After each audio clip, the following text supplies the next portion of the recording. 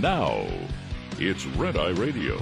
Gary McNamara and Eric Harley talk about everything from politics to social issues and news of the day.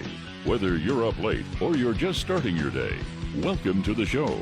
From the Relief Factor Studios, this is Red Eye Radio. All across America, he is Eric Harley, and I'm Gary McNamara, and we are Red Eye Radio. All right, so this New York Post article, Miranda Devine, about Democrats having a Nazi problem, and now that Governor Janet Mills has pulled out of her Senate campaign, citing money problems, Democratic grandees are lining up to campaign with their anointed candidate, Joe Six-Pack Graham Platner, who has an actual Nazi tattoo on his chest, or did for 18 years, until he disguised it in order to campaign for the Senate. Democrats are falling all over themselves to appear on the campaign trail with Hassan Piker, the far-left Twitch streamer, who has called Jews inbred and pigs and said it doesn't matter if effing rapes happened on October 7th, end of quote. They delude themselves into believing this hideous ghoul is the left-wing Joe Rogan they've been seeking. That's the other thing, too. I mean, that's when I've seen that comparison over the last month or so. Right. The Democrats' powerful ideological enforcement arm, the Southern Poverty Law Center, has just been exposed as having paid neo-Nazi groups and leaders millions of dollars to foment hatred and division, according to a federal indictment filed in Alabama last month. It just goes to prove the adage that every accusation is a confession. They are what they profess to hate. It is a sick form of psychological projection. Democrats accuse Trump and his party of their own sins, but it's not working. Their brand is in the toilet, and favorability is at historic lows, even below the Republican Party and the dreaded Trump. And it's something that when I read that part of it, I said, we got to do that because it's something that you and I have talked about for the longest time. And this goes back a few years when, we would bring up, for example, a government program and say, no, we're not for it, and here's the reason why. And somebody would call us a racist. What are you talking about? It's got nothing to do with racism. Right. When we talk about government, the majority of time when I talk about government spending, it's because, number one, the debt we're going into, and number two, the private sector can do a better job. Yes. I want results. I don't care if you claim you care. Right. I claim whether you, I care whether you get results. That's what I care about. And the government gets involved in way, way, way too much. And even the populist, the so-called quote, populist conservative, end of quote, that supports the Trump idea of having equity in companies, or even the thought of buying a failed airliner. Right, yeah. No, I don't want that, because government should not be running business. There's a whole load of crap you can get into. Example, 2008, 2009. Yeah. We can sit there and look and say, no, they don't need to get into, business. But that's a thing of, okay, it's like, no, this isn't what they should do. We're not calling anybody a racist or a Nazi for that, but the other side is. And they were doing, and you and I wondered for the longest time. We said, why do they do that? Then all of a sudden, one day it hit us. This goes back, I don't know, 15 maybe when we first started working together 20 years ago. We realized they do that because they're the ones that practice identity politics. Yep. Every day they judge people by groups. This is how they think. And not individuals. It's when we came to the realization that part of the flaw in anybody's analysis out there is believing that the other side has the same way of processing thoughts and the same critical thinking that you might have. Right. And that's what we found out is completely false. And when you look at the identity politics of the left, of the Democratic Party, which they fully embraced, with people like Tim Ryan, with James Carville, a lot of others saying you got to stop that. I'm just using those two as an example. There's been more. You can't do this. This is racism. You can't do it. Mm-hmm. And they doubled down on it. Yep. And, you look at the Supreme Court ruling. The Supreme Court ruling is saying you got to keep race out of it. Yeah. We need to keep race. And their point is no, race is everything. Yes. The concept of critical race theory, that whites are culturally racist to the point where it might as well be genetic, and therefore you have to set up all of society as if whites are racist, is a racist concept. Yes. That's why it's eventually been rejected. But you and I were saying, why do they do that? And then we finally realized because that's how they think. That's how they think. This is who they are. And think about it. I mean, it's been proven so many times. Russian collusion.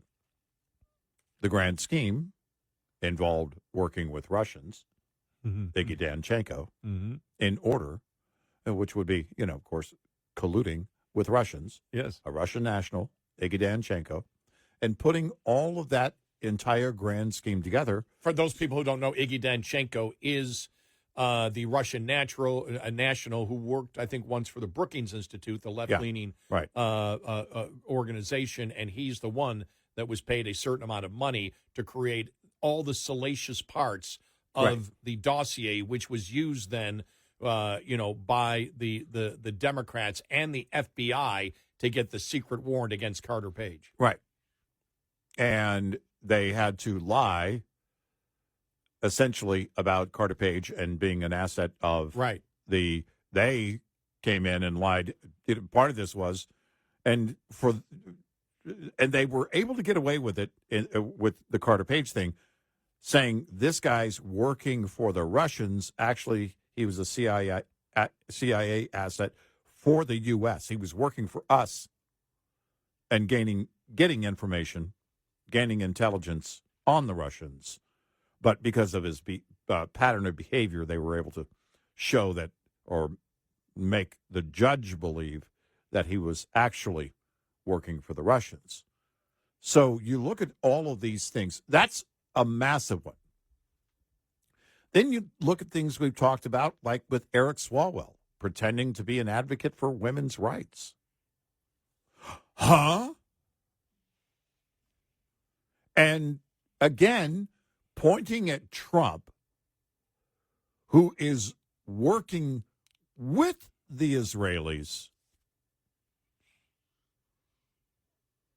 and calling him Hitler, the guy with the Nazi tattoo in their party.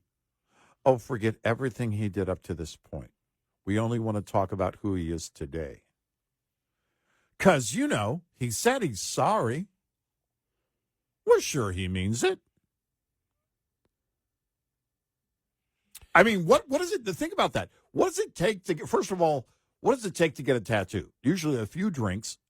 And then beyond that, you've got to decide what you're going to get. And even if you're drunk, you're trying to, okay, am I going to get Betty Boop or am I going to get a Nazi tattoo? Let's go with the Nazi tattoo. Betty Boop. And there's one choice, probably on the ankle, Betty Boop on the ankle. How about Nazi tattoo on the chest?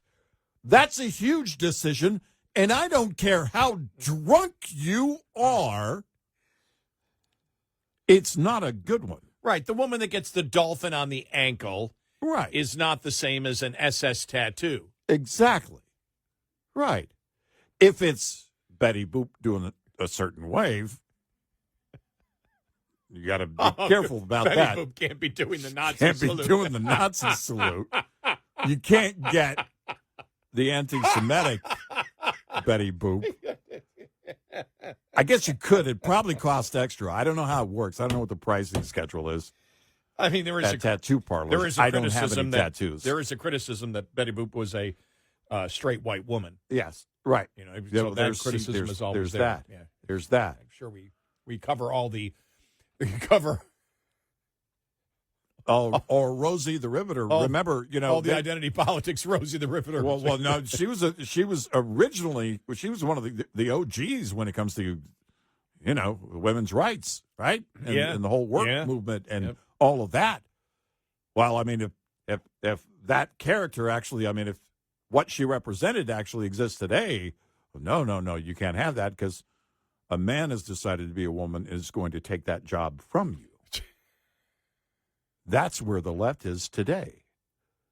And this is all reality. This is the reality of the mess, the chaos that is the Democratic Party. Well, you think about the politicians that are being talked about. Spanberger, which none of it's positive. You look at, what is it? I can't think of his name.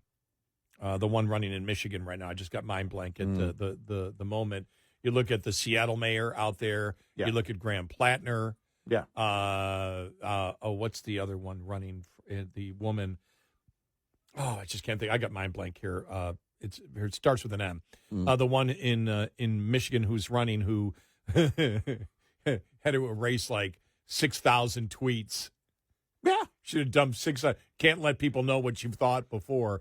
And the one thing where she said, "Oh, I'm a full-time resident of California," or whatever it was, or I forgot where, and she was living in Michigan, whatever. She moved to Michigan, and 2 years later was still voting in California, and her excuse was, "Well, it took a while to move."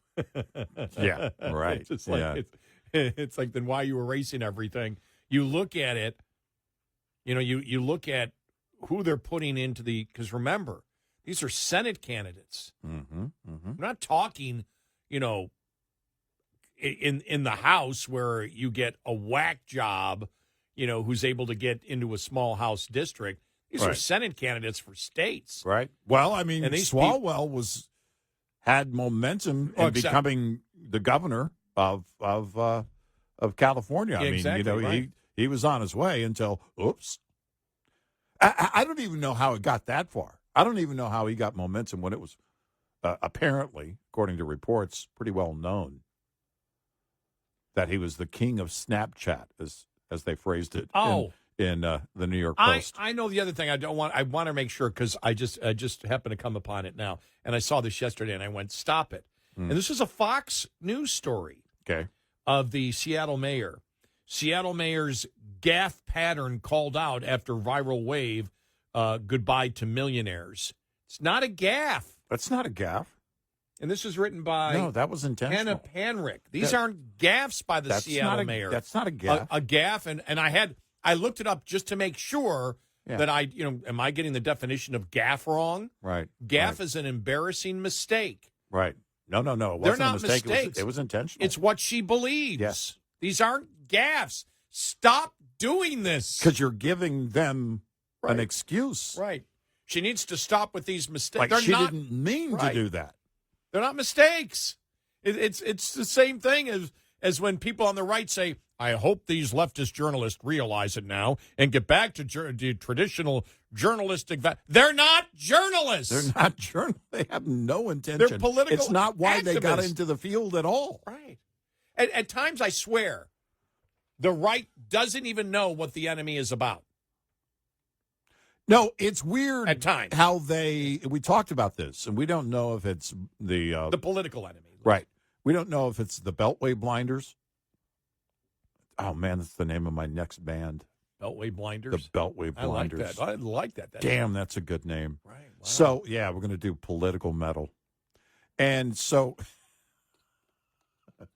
no ballads at all, because we're not sad. We're angry. Anyway, so what happened? Sorry, I just blacked out. What's worse, an angry Nazi or a happy death metal musician? No, I'm going to say no. Can you be a happy death metal musician? A happy constitutional republic person. Because now we're being told that an angry Nazi, if you were angry and became a Nazi, that's okay. Because you were angry, and therefore you embraced Nazi. You can't be a happy Nazi, though. That's right. And be a happy Nazi. No happy Nazis allowed here. Right. All due respect to Hogan's Heroes, you can't have any happy Nazis. No. You've all got it. You'll have to be General Burkhalter. He was never happy. Yeah, exactly. That's when you knew the show was going to get serious. LeBeau, close the lid. But anyway, so I forgot what I was talking about.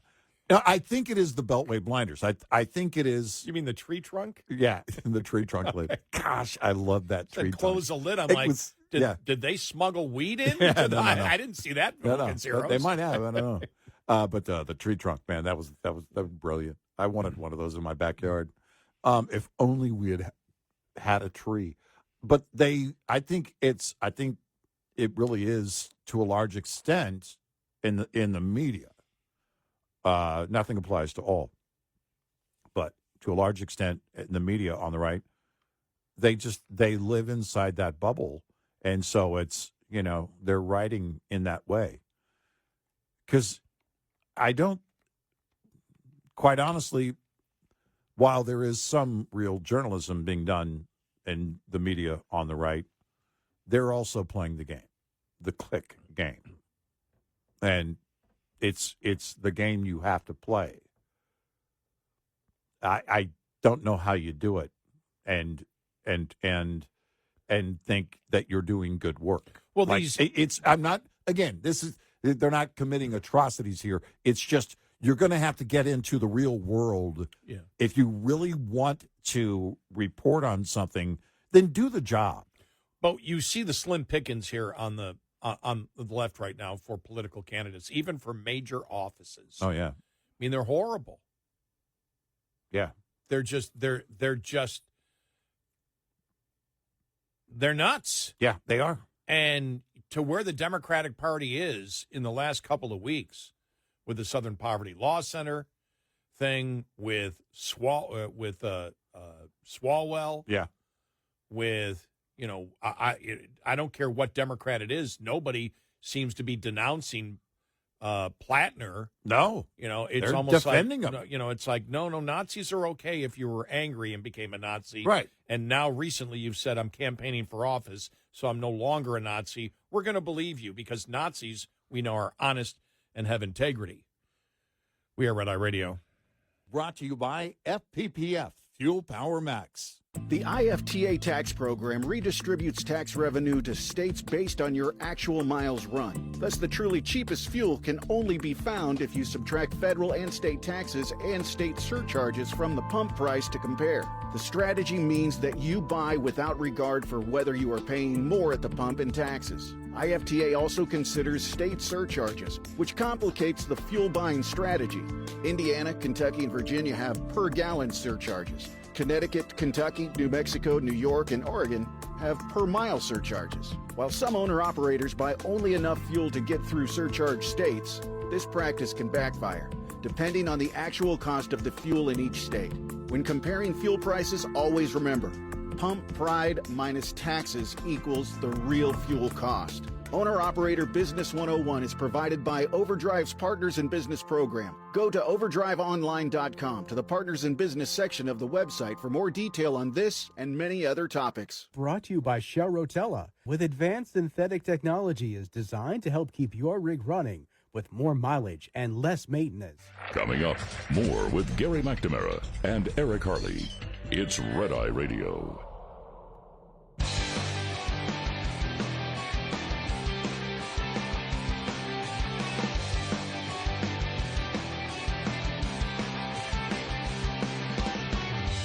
We're here on Radio. He's Eric Harley, and I'm Gary McNamara. Finally, how Democrats are thinking.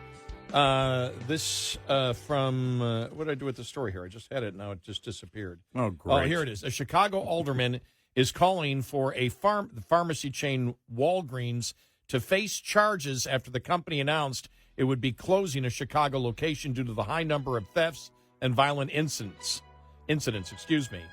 The alderman, William Hall, said Walgreens should be charged with first-degree corporate abandonment. They're leaving because of the crime. Yeah. And that's a crime that doesn't exist, by the way. Oh, I know. Yeah.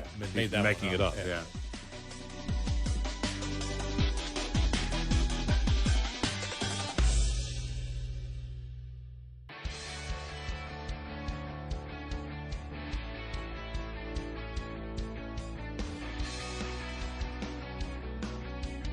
You're listening to Red Eye Radio from the Relief Factor Studios.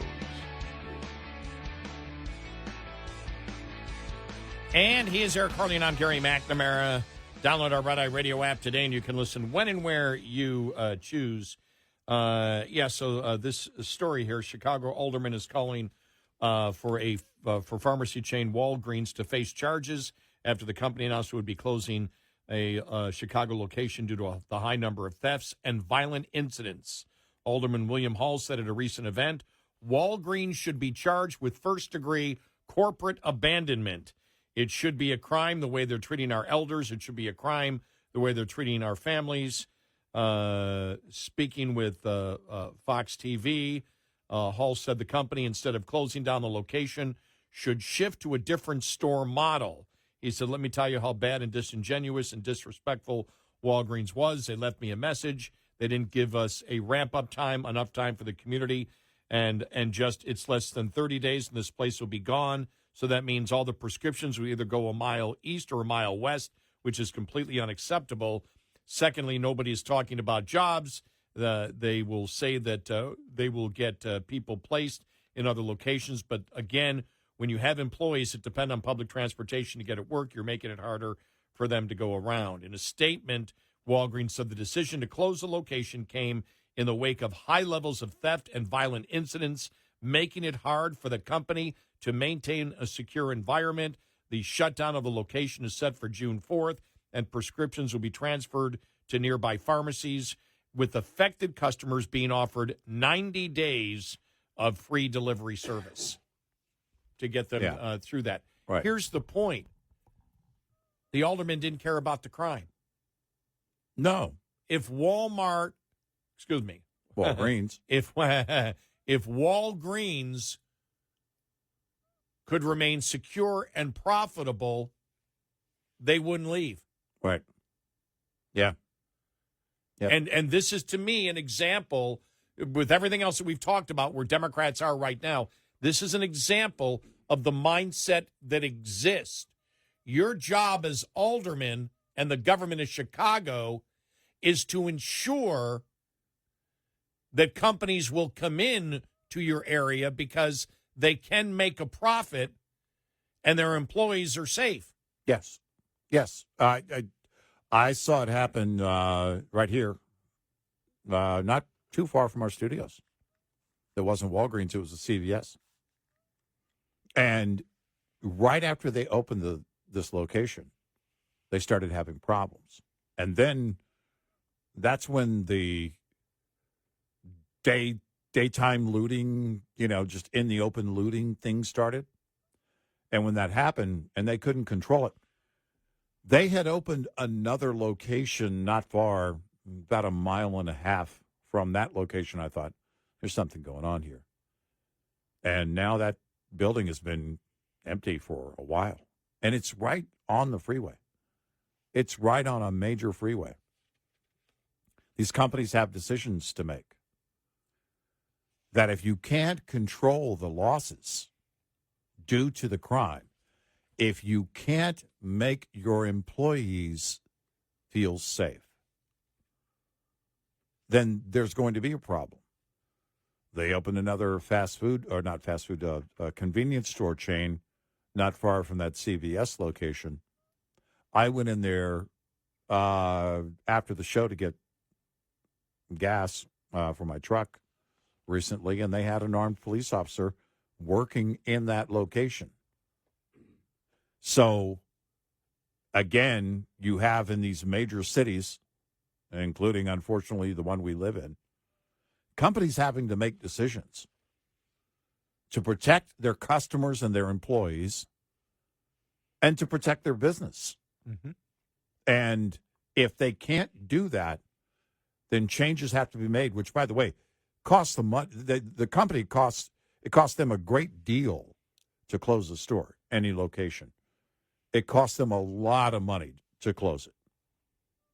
And I don't know what happens with any leases they have on any property that they don't own, or if they own the property, then they have to convert that back to cash and everything else. They're taking a huge hit as a company, and those employees are losing their jobs.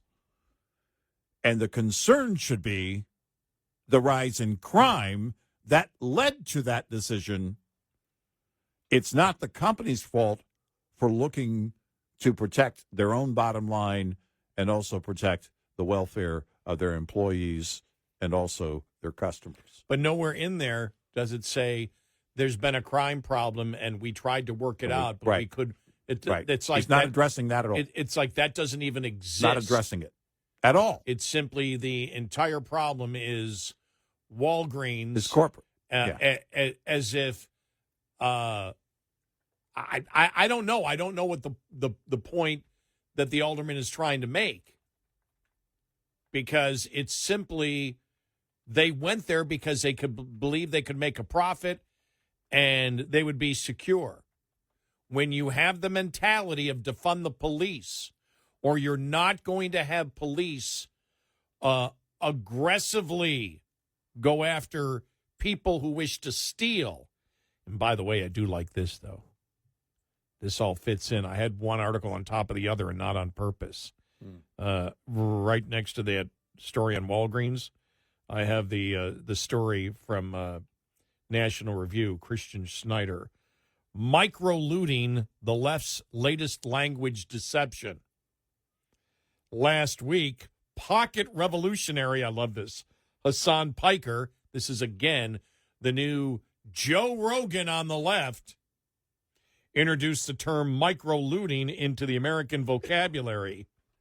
The prefix micro was affixed to looting, a crime to make stealing from retail stores somewhat more palatable. Yeah. Piker's new Frankenstein monster of a word asks, property theft? How much is too much? Sadly, the new micro trend came too late for Benedict Arnold to plead micro treason or for Jeffrey Dahmer to plead micro cannibalism. Yeah. But it's like, and remember, I mean, we talked about him a couple of weeks ago, Piker, and how, he advocates, as long as you're, stealing for the right reasons. Yeah. As long as you're, but micro looting, no longer is it it's micro looting. Micro looting. Which is different. Right. You and I talked about this a few years back when you had these stores saying, well, we're not going to send cops anymore. If what's stolen is under $900 or $700, just fill out a report. We're not going to send police to solve that, and they've raised those amounts in those cities, as a policy of those departments to say, just go online and fill out your complaint there. We're not going to send any officers to the location. So that pretty much set the limit as to what for each incident. Mm-hmm. You look at that. You look at AOC with remember the organized robberies of those stores. Yeah. When people, they're just looking for, they're probably just looking to feed their kids or right. They're just trying to feed their families. They're only stealing milk and bread. And then then you go to where what's his name in Manhattan, Alan Bragg, when he first got into office. Yeah, Alvin Bragg. Yeah, people. Did I say Alan? Alan. Okay, there might be an Alan Bragg. Alvin. Yeah. Alvin. Thank you very much. When you said Alvin, I'm like, oh, the Chipmunks. Remember Alvin? When he came up with the idea, which he had to back off upon because the public was furious, that if you go and commit an armed robbery but don't pull the trigger, we're not going to charge you with a felony. Remember that one? Yep. From Alvin Bragg? Right.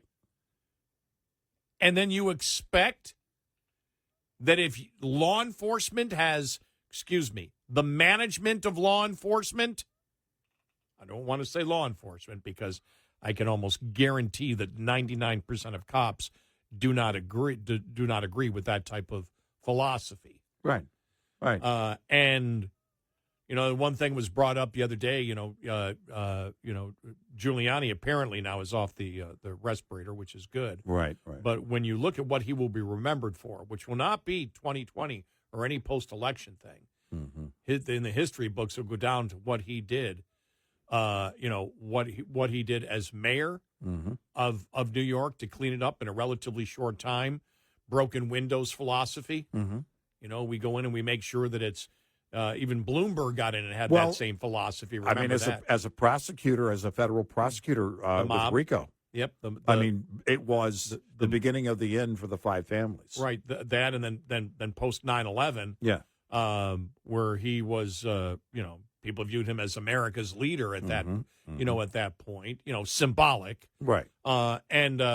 Because as we all know, Cheney was the leader of the country. That's right. And and he led in a tunnel under Walmart. Right. Exactly. That was his office. Exactly. That was his headquarters. But when you look at the philosophy of many cities, the city that I live in, very aggressive police force, and I live in a Democrat city in Texas. And they've promoted overnight the stops that the police officers make and how we're keeping you safe when you're asleep. My town, same thing. I got pulled over for doing 56. It was a school zone, but they were right on it. I was doing 56 in a 25. Yeah. I was doing 56 and a 15. That's right. Look, maybe I should go back to school. I'm bad at math. Clearly, officer. But yeah, when you see the micro looting, that we shouldn't think about that. Think how Alvin Bragg actually thought. Yeah, that was a good idea that the public would buy. As long as you don't pull the trigger and kill someone, if you terrify someone with the weapon and put it in their face and rob their store, as long as you don't shoot it, we're not going to charge you with the felony. My God, he had to back off on it, but this is, understand that everything that we have talked about, with Hassan Piker and Platner and the insanity of the new mayor of Seattle and the mindset that they have, giving deference to criminals. Well, even yesterday, the new defund the police. The judge in the White House Correspondents' shooter case, apologizing to the suspect for jail conditions, and then trying to make comparisons to January 6th, and then just went on some kind of weird January 6th rant. Yeah, it was bizarre. And then said he's a first-time offender. He's a first-time offender. Doesn't matter. Are you kidding me? Oh, my God. Do you know what crime he's accused of? I'm glad you brought that up because it all fits in. Yeah, no, it's giving deference to apologizing to the criminals. Yeah. Sanctuary cities. And then pretty much pointing the finger at Trump by bringing in the January 6th thing. Yeah. I mean, it's insane. I know. And it's the left. It's the Democratic Party. That's where they are. And the American left. That's exactly where they are. When I saw that story on the judge apologizing yesterday, I thought, wow. And then I thought, but I'm not shocked. Well, here we go again. My first thought was, I'm missing something here. Yeah, right. I must be missing something because this is too idiotic. Right. So I'm not getting the whole story. Right. That was my first thought. That's what I thought too. It was so idiotic that I'm like, I'm missing something. What does she mean he's a first-time offender? Yeah. Or he, the judge is he, yeah. No, that he was a first-time offender. Right. I was talking about the suspect. Right. And I thought you said she. Oh, no, no. Okay. He, and I went, what am I missing? Yeah. That doesn't apply. If the whole thing is you're attempting to assassinate the president. Look at the crime he is accused of. Yeah. How can you not? And then just goes on a weird rant about January 6th. I just bizarre. Yeah. Radicals. We are Red Eye Radio. Get in touch with Red Eye Radio, toll free at 866-90-RED-EYE.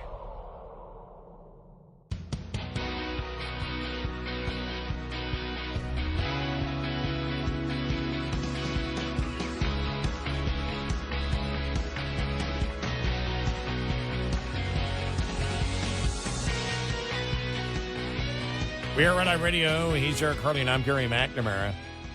And I'm reading this headline from the Babylon Bee. I thought they were parody. Yeah. Here it is, the lead headline. Newsom says California population is actually growing if you don't count all the people who are leaving. That's actually, I got to go check the governor's website and see He may have said that at some point. He could get away with it. No, right? Because the left never does the complete math. No, it's growing. People are coming here. Right. Yeah, but you forgot the other part. Exactly. It's like, but my favorite headline from the Babylon Bee: coder, like somebody who codes, right, is displaced by AI. Told he should just learn to mine coal. Going back to the Biden thing. Yeah, God. I like that.